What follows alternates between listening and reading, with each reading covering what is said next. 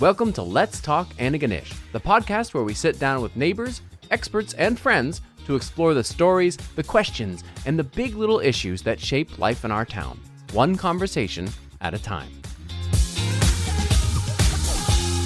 This week, we're talking with Caleb Marshall, the Managing Director of Festival and Theatre Antigonish, all about the Bauer Theatre. We've heard rumors, something's going on, maybe it's closing down, oh no. Well, don't worry, Caleb is here to give us the lowdown, all the information about their problems and their plans for the future. So here we go. Hello, everyone, and welcome to Let's Talk Antigonish. I am one of your hosts, Justin, and Anuj. the other host. Hello, Anuj. Oh, lovely morning. It is a nice morning. Summer finally has arrived, I think. Yes, it's nice and warm, not too warm. I hope it stays like this forever without the black flies. So today we are going to be talking about the Bauer Theatre, Festival Antigonish, Theatre Antigonish, because a lot of people have questions. And it's an iconic place. It is an iconic place. Everybody probably knows it. Yeah. And we found the person to answer these questions. Today we are joined by Caleb Marshall, and your title is for you to give, good sir, because it's pretty long. Well, I'm the managing director of Festival Antigonish and Theatre Antigonish. Right, and you are you're not from Antigonish. In fact, you're only here for about a year. Is that right? Not quite a year, but yeah, about a year ago I was hired and boots on the ground June 26th, right before the start of last season. I'm a Maritimer, proudly. Grew up in New Brunswick, but worked my way across the country, working for some different regional theaters and a performing arts college. And my wife's from Lunenburg, and so we're both delighted to come from a ways coming home. Right. So you're new to Antigonish, but you're not new to the Maritimes, and you're definitely not new to theater stuff. No, absolutely. And I was actually telling somebody the other day, connecting the dots, but my great-grandparents played piano and violin for the silent films and opened their own movie theater. And sometimes it dawns on me that I guess operating a theater is actually in the family blood. It goes back a long ways. The DNA. You were programmed to be part of this system. Yeah, absolutely. Great. And so you are here to answer all of the questions that we've been hearing about the Bauer Theatre, etc. So I've done a lot of theater myself. So we've worked together on many things. Mm-hmm. And I've been out in the community listening to people's questions about what's going on. And there's a lot of rumors happening as to what may or may not be happening at the Bauer. Or half-truths, I would say. Or half-truths, sure. So we are here to clear up some of that and for you to talk about the future of Festival and Theatre Antigonish. But before we go anywhere, could you do the thing where you clarify exactly what the difference is between the Bauer Theatre, Theatre Antigonish, and Festival Antigonish? Excellent question. Yeah, most people just say the Bauer, and they're talking about the location, and they may not even know the difference between the organizations. So lay it out for us. Sure, happy to. Yeah, I think sometimes are they talking about the building or are they talking about all the activity that happens inside it, which isn't always the same thing. We'll go in chronological order. The Bauer came first. It was the original gymnasium for St. FX, built in 1918. And it started to be used for theater. In the late 60s, there was a theater program briefly at St. FX. And then 50 years ago, this year, Theatre Antigonish was formally founded as a separate entity, but an entity supported by the university. They felt they couldn't continue their theater program proper, but they wanted to maintain some aspect of access to theater, education, training, and mentorship for students. So St. FX stopped their theater program, and what was left was Theatre Antigonish, the organization. Was created out of that. Okay. And when you say organization, is it a registered charity? Is it? It is. It is a registered charity. And then I think about after 10 years or so, there was conversations around expanding that to involve the broader community, and it became more of a a traditional community theater, but certainly linked with a focus on youth and mentorship and students and that relationship with the university. And then roughly 38 years ago, when Adi Doucette was the artistic director of Theatre Antigonish, there was the idea of, can we do something more in the summer? This was, I think, brought forward and supported by local businesses, really to support tourism and allow or offer more for visitors here in the community. And so Festival Antigonish was formally created. The distinction being that Festival Antigonish is a professional theater company, hires professional actors, and works under all of those union agreements. Whereas Theatre Antigonish is predominantly a volunteer-driven, community-rooted student company. There's definite links and connection and collaboration between the two, which is where I think sometimes people get confused. Yeah, you share some personnel. Like it's, yeah. I think really it's the idea now is that Theatre Antigonish is under professional mentorship or professional leadership. So we the staff work for both and serve both, and this is really one of the things that really drew me personally to coming here. Yes, we wanted to return to the Maritimes. But having worked for many, many years in professional theater and running 2 professional theaters, and then having worked in an educational environment in a performing arts college, the idea of being able to support professional work and the mentoring of community and students really appealed to me. In most communities, in my experience, those 2 types of organizations often never the twain shall meet. Yeah. They are very distinct, very separate, and it's rare that you see collaboration and crossover. And so for there to be such close ties, integration, overlap, it's great. I can appreciate it leads to confusion sometimes. Sure. But the magic that's happening in that mix, I think, is really special. Right. Beautiful. So there's the building the Bauer. Just I'm clarifying this. Yeah. And there's the building the Bauer, and there's 2 organizations running programming out of it: Theatre Antigonish and Festival Antigonish. One is for community, and one is for professional. So like the summer programming that we see is usually Festival Antigonish. That's the professional theater with professional actors doing stuff. And throughout the year, you'll have like the Christmas show, and that'll be the community show, etc., or a spring show. A quick clarification. And how is Bauer Theatre space owned or managed? And what is the kind of relationship with the other 2 organizations? Yeah, and with St. FX. Certainly, the Bauer is St. FX's building. It's their asset, and I reminded one of the VPs the other day that I was reporting on their asset, and they were like, maybe a liability, but so we have a memorandum of understanding, both companies, Theatre and Festival, with St. FX. So the 3 entities have a memorandum of understanding for shared services and access, and so we do lease the Bauer Theatre, but it's a fairly subsidized rent, so it's quite accessible for us, and all of our payroll and IT, and so some of those services run through the university. I'm not technically an employee of the university, but I have a card in my wallet that says that I am. Sure. Yeah. So that's how tied we are to the university, and so yeah, it is their building. And in our memorandum of understanding, and this is where sometimes there needs to be some clarification and some maneuvering, but we're only really responsible for major upgrades or changes to the building if we wanted to do them. All of the general maintenance and repairs will be taken care of by them. Should be taken care of by them. So this is where we get into the interesting question, and there are rumors going around about the future of the building and the organizations. And we had Stephanie Cooper. She was talking about the rec center idea, and she sort of had an offhanded comment. Yeah, she's like, and like it'd be interesting for theater space because we know that the Bauer is getting torn down next year, I think she said. And I'm like, well, I know that that's not correct, but I know somebody who knows more about it. So we have heard that the Bauer may be closing, and some people take that to mean that Festival and Theatre Antigonish are closing, or that the Bauer building is going to be torn down. So can you tell us what is going on? Why are people talking about this? Where does this information come from? Certainly. I can unequivocally say that I have never had a conversation with anyone at any level about tearing down the building. Okay. Whew. So you're not personally going to be doing it. And in none of my conversations with St. FX have mentioned that either. But that may be that it would just be very expensive to tear it down. So let me back up a little bit. In 2019, 2020, Bartlett Engineering in New Brunswick, along with produced the NICM report. And it was really a report on the building itself, an engineering report on, some of it was around fire compliance, but some was around just general needs. And that that report certainly identified a number of issues that needed to be addressed, some foundational issues, like literally in the foundation. And I can basically sum up that report in that it suggested that without tremendous investment, the long-term viability of the building was in serious question. technical viability. Yeah. Like the viability structure. to that structure, The structure. structural viability. Yeah. Okay.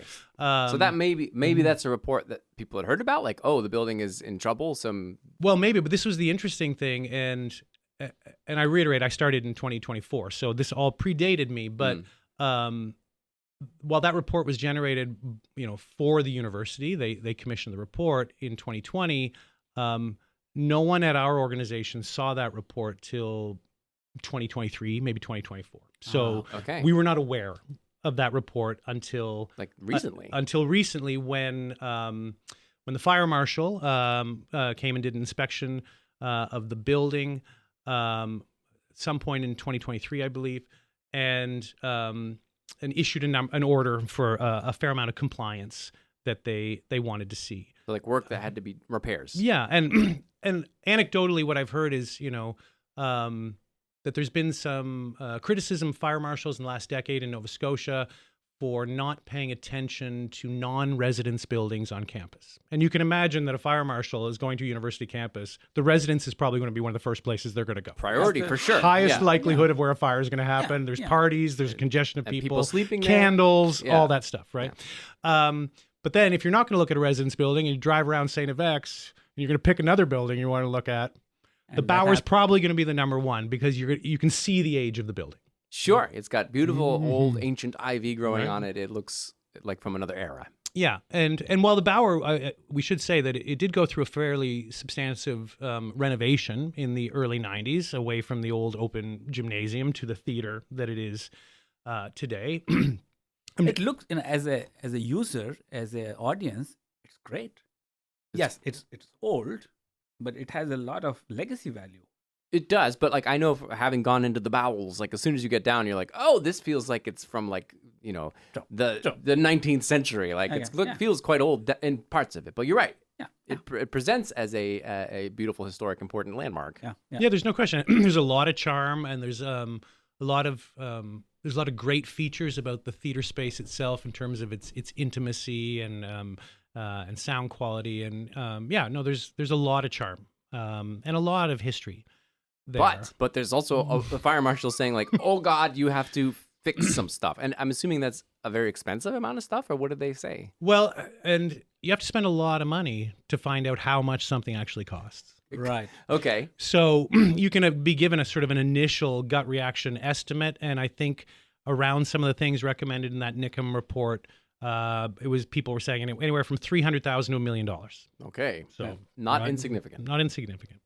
And without getting too technical, in a nutshell, the key things that the fire marshal wanted to see, and it really all revolves around, of course, the safety of the audience in the theater space itself.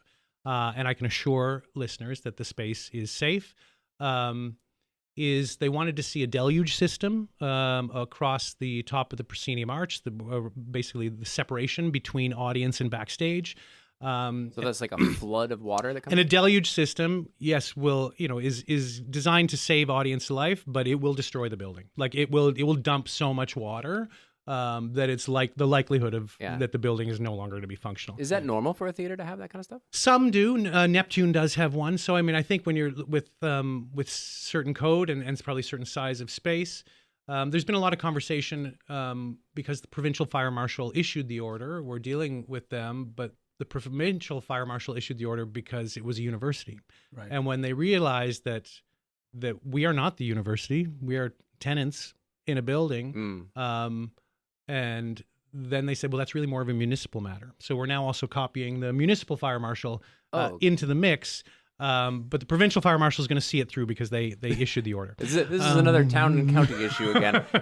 Doesn't matter the subject we talk about. Somehow this always crops up. Yeah. I think we probably will end up having a 2-hour conversation with them. But Okay. So deluge system. But of course, what we'd much prefer is a few sprinklers tied into the current sprinkler system. Right. Cheaper and wouldn't do as much damage. They wanted roof vents to help smoke evacuate from the building if needed. And those are sort of two major undertakings. And then they wanted to see a lot of fire separation. And fire separation is basically how are you creating a barrier between the encasement where an audience is and everything else around them. And so it's an old building.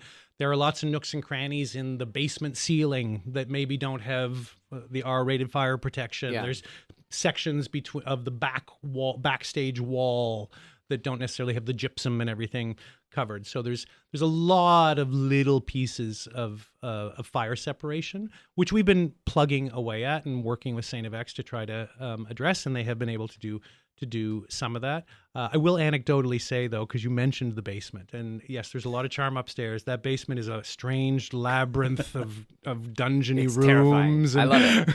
Yeah, like we had shows in the basement specifically because it was scary. So there'd be like, And do you organize Halloween parties there? you should, or a horror film filming. Yeah, You could. Yeah. Yeah. So I mentioned Bartlett Engineering. We are actually working with them again. We've engaged them, and I'll get back to that.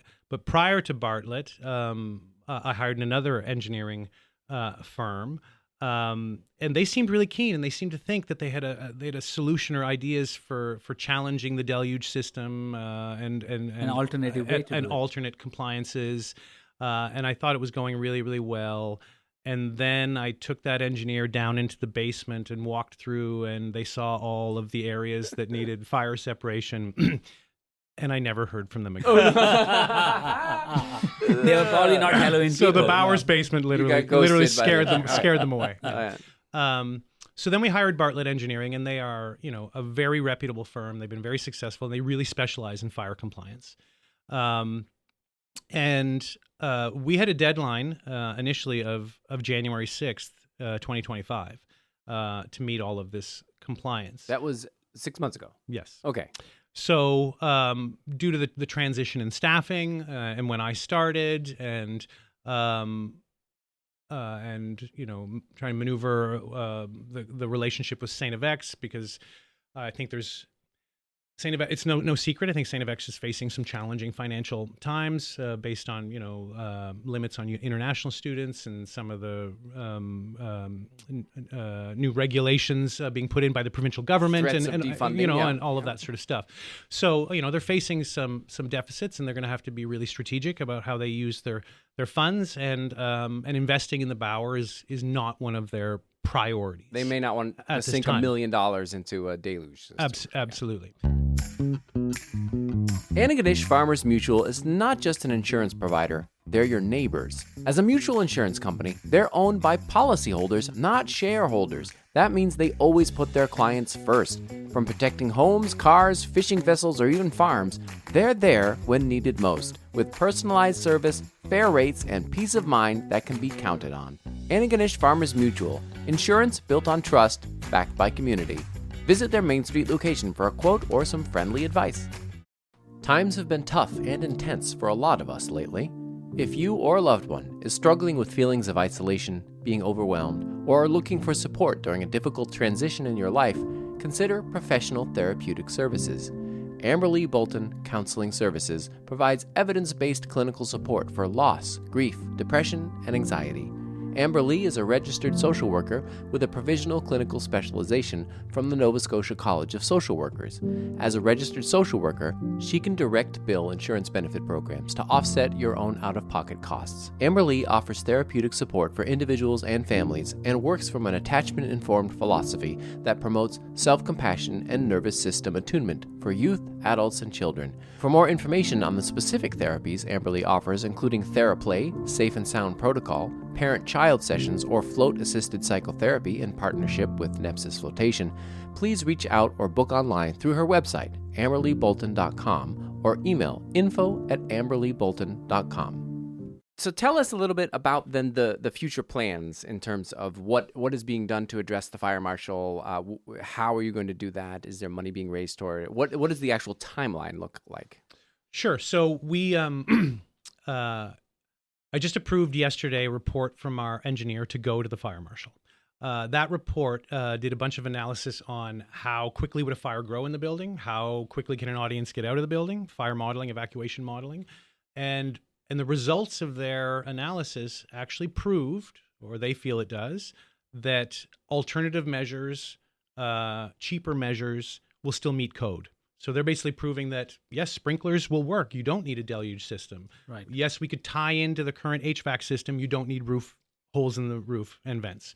So we're proposing these alternative measures to the fire marshal, and hopefully within about 2 weeks' time, we'll get a response, and that the fire marshal will say you can proceed with these alternative measures. So what does that mean? Does that mean a problem solved? Like you're good to go for the next 30 years? Or? No, it means that we still need to do all of this work, but that the major pieces may be a little bit more cost effective.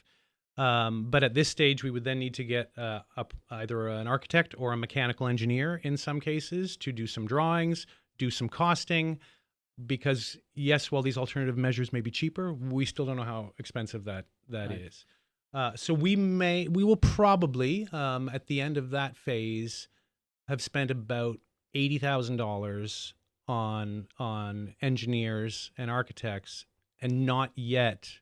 Just to tell you what you need to do. Just to tell us what we need to do and how much it would cost. Yeah. Okay. I mentioned the January 6th deadline. When we hired Bartlett, we gave an update report to the fire marshal and requested an extension, and we received an extension. So this is what everyone really needs to know is our new deadline with the fire marshal is August 31st, 2025. So the summer season is unaffected.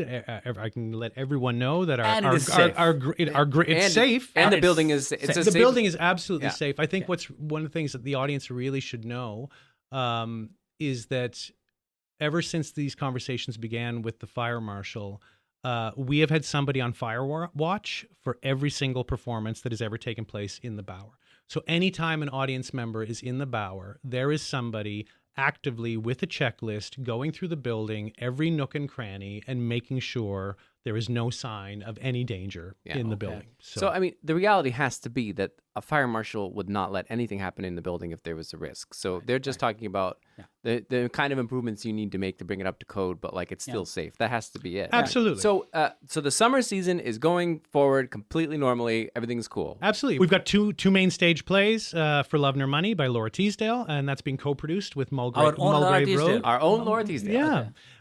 And co-produced with Mulgrave Road, so also great to be working with a neighbor company. And then the Secret Garden. So for Love Nor Money runs in mid July. The 11th opens, and then Secret Garden runs the first 3 weeks of August. And we've also got a concession with Canadian Actors Equity, because I talked a bit about how community and theater often never intersect. Never join, and the Secret Garden will have 8 professional actors under contract and a cast ensemble of 7 or 8 community performers. Yeah. So both are coming together in that production. The Hobbit and Robin Hood had that as well. I was helping with those. Those are great. And I think that was an amazing performance. Well, it was such a positive experience, I think, for the company, and I think that's one thing that's kind of giving us a sense of confidence in all of this. While there are still some unknowns in terms of how will the fire marshal receive this report, and even if they approve all these alternative measures, it shouldn't be no surprise to people that even if we had all the money to fix all of these things right now, it will almost be impossible to do all that work on the building in June, July, and August when we're running a summer festival. So no matter what, it's going to have to close down to do repairs at the very least. I would say we can confidently say we will not meet the fire marshal's August 31st deadline. Oh, yeah. So let's get into this exciting realm of speculation. So you're hampered a little bit because you don't have all the information in the reports, and you don't know yet if the fire marshal is going to approve what you've proposed. So imagine a scenario where it's August. Either way, you're saying it's going to have to close to do the repairs, or it might have to close altogether because you can get an extension. Or you can get an extension. Yeah. So let's speculate what happens if, for some reason, worst case scenario, the building is inaccessible. It's going to cost $5 million to do all that you wanted to do. What happens to theater and Festival Antigonish as organizations? Where do you go? It's a really good question, and it links back to what I was just saying about the adaptability. I think those shows on Kepik Mountain really taught the company that we could adapt. We can do theater wherever we need to do theater. That we are a resilient company that can pivot when challenges are presented. I'm going to answer your question in the opposite order. So, sounds exciting. Ideal scenario. Oh, yes, ideal scenario. Fire marshal in about 2 weeks says yes, you can Proceed on you the can repairs. proceed on the repairs and these alternative measures. We then counter that with great, here's our ideal proposed timeline, and the fire marshal accepts that timeline of phase compliance. And you continue to have those people who make sure that We would still have fire watch underway, and we would move forward. However, the fire marshal did say when we got our last extension that it would be the last one. Okay, so we're assuming another extension is off the table. So we'll say that that's off the table. Great. All of these issues revolve, or all the concerns obviously revolve around audience safety. That's what they want to make sure. And as I say, we know our audience is safe, but that's really all that this order is about. So we may be declassified as a gathering space, as an assembly space on August 31st. Our engineer does not see any reason why that means we couldn't continue to function as an office, as a production shop, as an education space. So just no big audience. And perhaps even for small gatherings in the cabaret green room, because none of the compliance issues were around that space. Oh, yeah. The green room, it's a little space next to the main theater. You can fit like 30 people in there, maybe more. Yeah. But yeah, no large audiences of 200 in the main theater. So that might be something that they order. They say you can't fix anything. You're going to have to switch the status. The designation of the designation. building. All right. Now, the university has been actually doing a bit of cleanup and electrical upgrades and some work on the auditorium in the basement of the chapel, and I think that was connected a little bit more to longevity of the chapel itself. But so there is some improvements happening there. So there is a venue very close by. Right. That's a potential alternative. A lot of people go to see the dance, the annual dance thing there. Yeah. We can Big certainly space. talk to them about the Schwartz. There's also some great bars in town where some cabaret type events could work. And so we can see a way in the short term, to alternative venues. And it may be that in the fall months, we're moving forward, doing some work on the building, and then reclassified as a theater, as an assembly space once that work is complete. So the scenario is the best case scenario is like, you have to take a little bit of a break from the building. You bring your theater, shows out to another venue, just like all the other organizations do, and then you come back into the theater again for time for festival, maybe in the summer of next year. Yeah. So that is a possibility. So that's one of the avenues. The other possibility, I would say, which gets back to maybe the worst case scenario, would be that that the costing on all of the work to be done, even though it's supposed to be cheaper alternative measures, may still be prohibitive, right? That if nobody can afford it, and if we sort of say that going back to that Nickham report, the long-term viability of the building, if maybe it only has about a 5-year lifespan left in it, without an infusion of $1 million to $2 million to completely retrofit the building, how much money do you invest in a building with a limited shelf life? That's a question. Yeah, and I don't actually know the answer to that yet. I'm trying to really dig into that, because there'd obviously be cost for us if we do have to go permanently rent other spaces. If us not being able to operate on campus impacts our relationship with St. FX and potentially impacts some of the shared services that we have with them, that has cost to it. So trying to really weigh out the cost of investment in the building versus what it would cost us to leave, and really look at what is the best case scenario in the short term. So you could raise $500,000 for the repairs, but you're sort of questioning, like, are we better off doing something else with that money because the building is going to continue to deteriorate? And so that's what you're saying. Yeah, and we're obviously trying to be really proactive. I'm sure it's no surprise to a lot of people listening that we have undertaken a feasibility study, more of a scope and scale study really, but working with Act One Performing Arts consultants. They're an architectural firm, and we're in dialogue with our community. We've had a lot of blue sky sessions. We've put out a public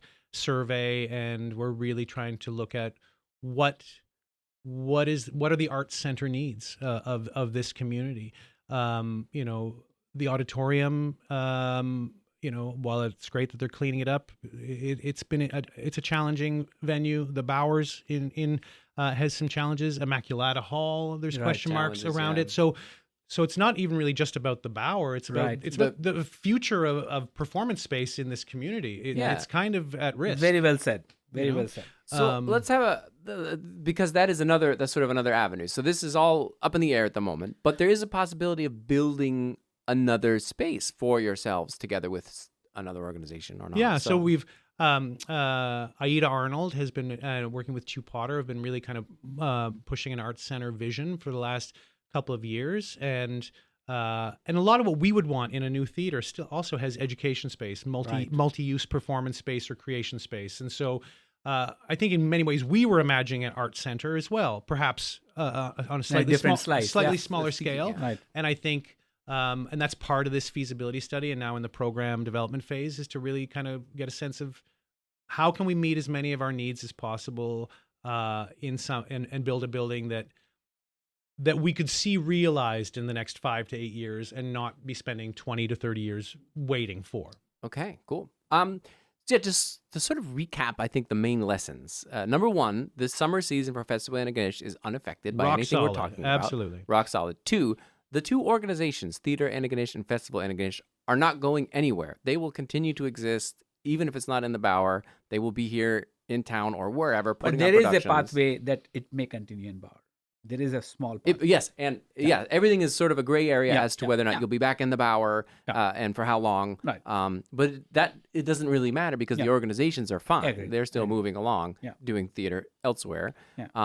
And we've talked a lot about the potential worst case scenario, best case scenario. But is there anything more that you want the public to know about this whole situation that we haven't covered? I grew up in Fredericton, and Fredericton's going through something quite similar. They're a bit more advanced, but it's been a model I've been able to kind of look at. The Fredericton Playhouse was a loved, revered building, a lot of history to it, a lot of connection. And no one really saw the structural deficiencies because they were in the basement, in the foundation, like the work that needed to be done. So when they first started talking about needing a new building, the community didn't really understand. They couldn't really see it, and they had such an emotional connection to it. And I look at that and I go, I know that's happening here, and it's why there's so much speculation. The Bauer holds a tremendous amount of memory for people. It's a place of nostalgia, and whether that's as an audience member or a participant. Agreed. And so there's a mourning process, right? And so And I am a history lover and an archivist, and so preserving history and memories is fundamental to who I am. And if we really thought there was the viability to save the Bauer and potentially expand it to meet some of the other needs, but it will never be a fully accessible building. Like, in terms of it's accessible for audience right now in wheelchairs. There is no way an artist with disability you can't get from the green room could downstairs. work in that building. Right. So we have to also really think about are our values as companies and as a society starting to actually grow beyond what this building can offer in terms of the actual access for our community. And so that's something to really think about. And so while it will be a loss, and for some people that will be an emotional loss, it is also exciting. I think there's the potential for the new, and no company should be defined by its building. Right. Just like no family is defined by the house that it lives in, right? Home is where the heart is, right? Just like, the theater's where the art is. And just like we proved that we could make Kepik Mountain a theater.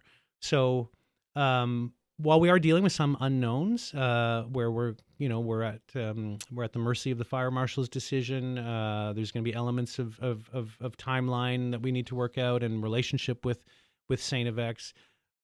We know that we're an adaptable company. We know that the work we do is not defined by the building that we're in. And we know that this community, I've felt it in the short time that I've lived here, how much support there is for these companies, how much support there is for art and creation in general. And so I have faith. I have faith that in, 5 to 8 years, we will be opening the doors of a new facility in this town, and And the big question mark for us will be how much investment can we put into the Bauer to buy us more time to bridge that period, and if that's too much and doesn't make business sense, then where do we reside, or where do we present our work in the short term, in the span between now and a new facility? But this for us is a slightly daunting bump in the road, but that's all I'm choosing to see it as. That's great. And I know, as someone who spent a lot of time in that theater, there is a great sadness at the loss of the physical space. It is very meaningful. But the way you're describing it now, I find very hopeful. It sort of alleviates and actually the sadness. Quite inspirational. Great. So Anuj, let's thank our guest Caleb for being here. With the light applause. You get light microphone appropriate applause. And hopefully we'll see you. This is very exciting. Yeah, and everybody this summer at the Bauer Theatre. I hope to see everybody at the Bauer Theatre. So thanks, everybody, and we'll talk more later. Good luck. Thanks for listening to Let's Talk Antigonish. Don't hesitate to subscribe. Just go to letstalkantigonish.ca and click. Voila! You'll receive new episodes right in your email inbox. We would like you to consider making a small or large contribution to get Antigonish talking. This podcast is a labor of love, and we know you like it, don't you? Please consider making a contribution, small or large, maybe a monthly subscription, or a thank you for doing this step. We are hoping to buy some recording equipment to make it possible to record our interviews with a more professional setup, and pay for our audio editing software and web hosting and all that, and make it truly community-driven idea. Depending on the level of public support, we would like to engage local producers and journalists to create more regular deep dive news stories about life here in Antigonish and compensate them for their time and passion. Right now, it's just Anuj and I doing this in our free time. You can read all about the podcast and ways to support us at letstalkantigonish.ca. And if you're a local business that wants to sponsor the podcast or even place an audio ad, we are certainly not opposed. And remember to get in touch with us if you have an idea for a future episode or a burning question about life in Antigonish that you want us to explore and get answers to. We welcome all feedback. Just email us at letstalkantigonish@gmail.com.